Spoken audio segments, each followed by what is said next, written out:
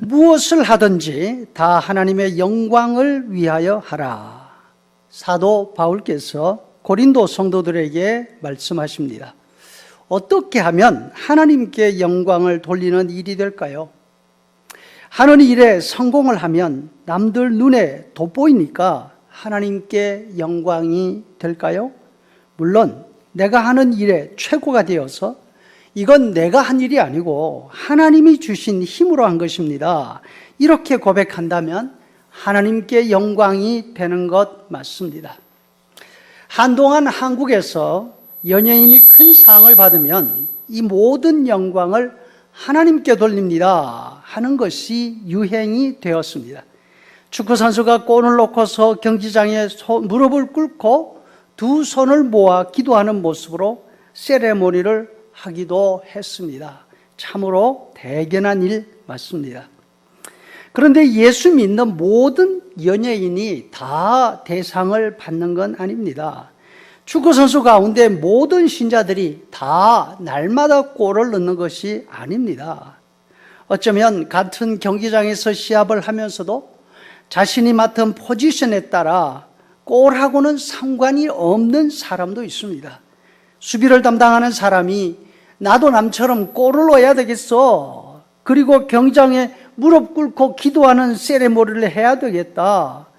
그렇게 생각하고 자기 위치를 비운다면 경기가 엉망이 될 수도 있지 않겠습니까?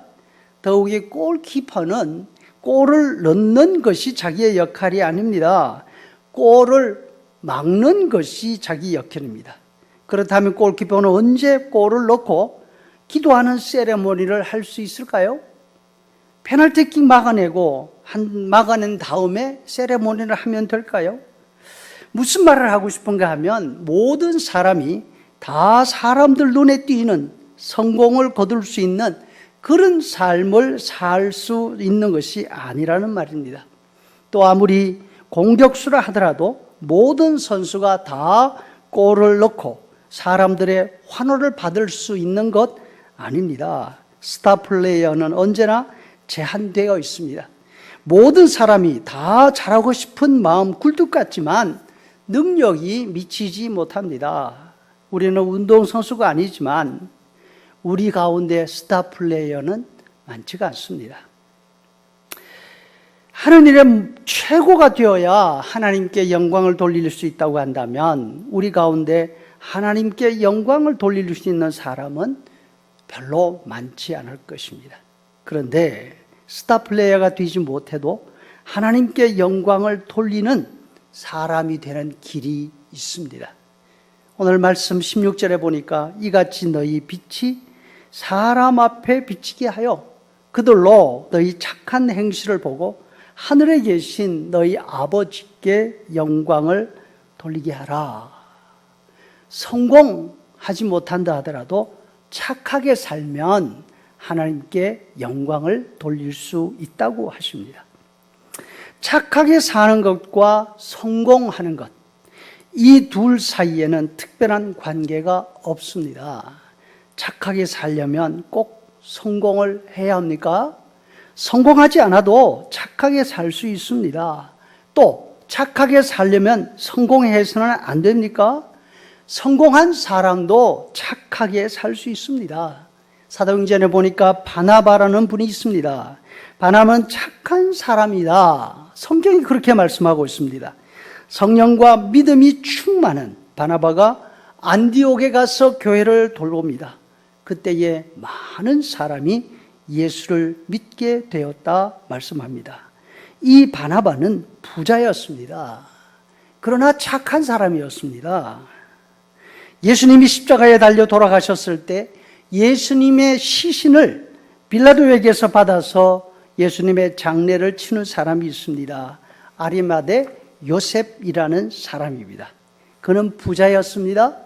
빌라도 총독을 직접 만나서 이렇게 해달라 요청할 수 있는 지위가 있는 사람이었습니다. 이렇게 볼 때 지위가 높은 사람도 착한 일을 할 수가 있습니다. 우리에게 출중한 능력이 없어도 하나님께 영광을 돌릴 수 있는 길, 그것은 착한 행실이라고 말씀하시는데 그 착한 행실은 어떤 것일까요?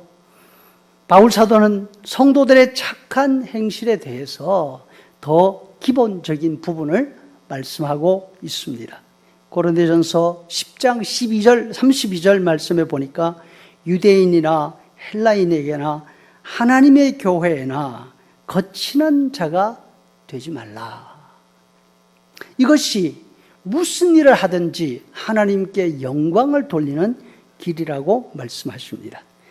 바울 사도가 고린도 교회 성도들에게 하시는 가장 기본적인 착한 행실은 큰 구제를 한다든가 엄청난 선행을 하는 것 아닙니다. 남에게 걸림돌이 되지 말라, 이 말씀입니다.